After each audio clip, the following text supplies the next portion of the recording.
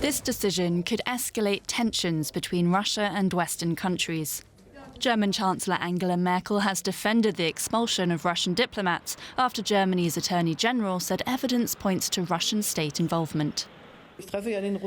I'll be meeting the Russian president next week, and then I will let you know whether I have spoken with him and how that goes. We've taken this measure, as you know, mainly because we have seen that Russia is not supporting us in investigating this murder. And of course, I've spoken with allies about this through bilateral contacts.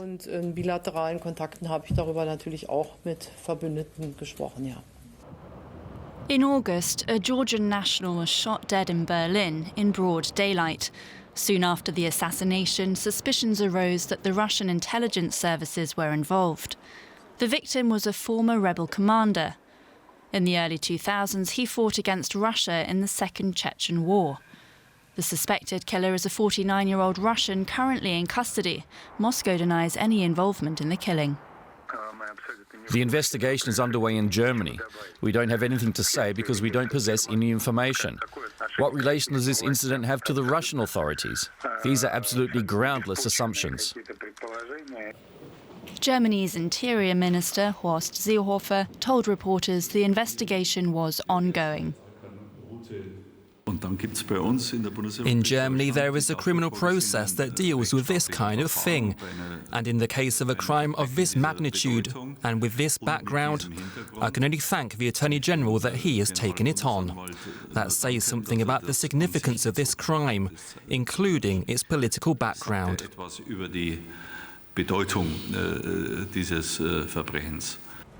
With Moscow still refusing to cooperate in the investigation, criticism of Russia in the West is getting louder.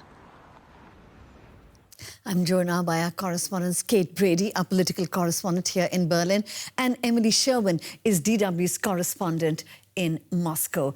A warm welcome to both of you. Let me start with you, Kate. A fair bit of information has emerged overnight. Tell us, why does Berlin believe that Russia is involved in this assassination?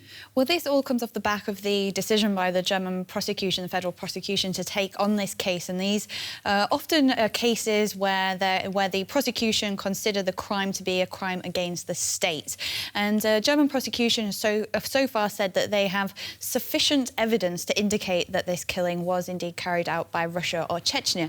And so if you look at some of the circumstances surrounding both the suspected perpetrator and the victim, there are already some indicators that this may be the case. The suspected perpetrator was a 49-year-old Russian national. He's now currently in custody. And he had actually already previously been wanted in a separate killing in Russia, which was a very similar case. The victim there was also killed in a very similar way. And someone cycled by him on a bike and shot him. And then if we look as well at the victim, he was actually an asylum seeker of Chechen descent. And even the German prosecution have said that he had been persecuted as someone who was against Russia. And even since leaving and coming to try and seek asylum here in Germany, we actually Deutsche Welle spoke to his wife, his ex-wife, earlier this year, and she said that there had been several attempts against his life, which is why they fled here in the first place, and that they had been told someday it would lead to something like this. And of course, as we know now, that it did indeed result in his death. Emily, turning to you, Russia, of course, categorically denies any involvement in this killing. There's been a very strong reaction. The Russian ambassador here in Berlin says there will be consequences. What might they be? Well, we still don't know. The Russian side seems to be taking its time with the response. Usually in cases like this, Russia's strategy is to respond with a kind of tit-for-tat response.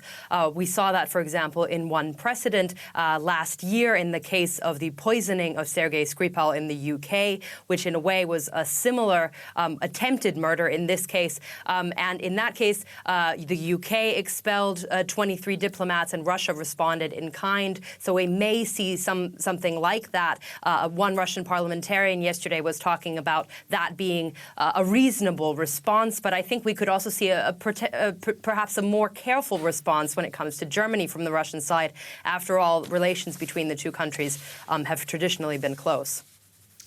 Kate, turning to you now, what does this incident mean for relations between the two countries? After all, Germany is dependent on Russia for things like its gas supplies. Exactly. Well, it doesn't come at a great time anyway, and there will be a lot of issues to consider, particularly when it comes to how Germany takes its next step, particularly if prosecutors do find yet more indicators, at least, that Russia might be behind this killing. That said, the fact that Germany has already expelled 2 Russian diplomats says something about the stance that Germany is taking towards Russia, which, as Emily mentioned, Germany has always been relatively close to Russia, but there have been calls within the government, particularly from Angela Merkel's Conservative Party, to make these connections closer between Germany and Russia as well. But as you mentioned, we are currently seeing the construction of the Nord Stream 2 gas pipeline, which is being built under the Baltics, which would see Germany relying extremely heavily, more so even than now, on Russia for gas. Now, until now, Angela Merkel has tried to make sure that this gas line project has been very much an economic project, despite some of the concerns in the Baltic states about how that could be instrumentalized by Russia. So, of course, that could still potentially be used as a geopolitical instrument, depending on how this investigation develops. But, of course, Germany is still also a mediator in the talks, which are set to take place next week in Paris between Russia, Ukraine and France and Germany. And those will be focusing on the Ukraine peace deal. Now, Angela Merkel has already said that she will be addressing President Putin, about this killing, and to see, it'll be interesting to then see how this develops in the coming weeks. Right. Emily, as Kate just mentioned, Merkel and Putin are set to meet on Monday to discuss Ukraine. But could these new diplomatic tensions weigh on those talks? Well, Russia certainly seems to not want these diplomatic tensions to weigh on those talks. They're very important. This is the first meeting between the Ukrainian president and the Russian president. These are the first talks in the Normandy format, so about peace in Ukraine since 2016. And Russia seems to be treading a bit more carefully than Germany is, even as Kate said, Merkel did mention this issue and that she would be addressing Putin on Monday about it, potentially, whereas Putin yesterday in a press conference didn't mention it at all. So the Russian side seems to be being a bit more careful. And the head of the International Affairs Committee in the Russian parliament yesterday said that this issue, this murder, would have no effect on Russian-German relations and no effect on those Normandy talks.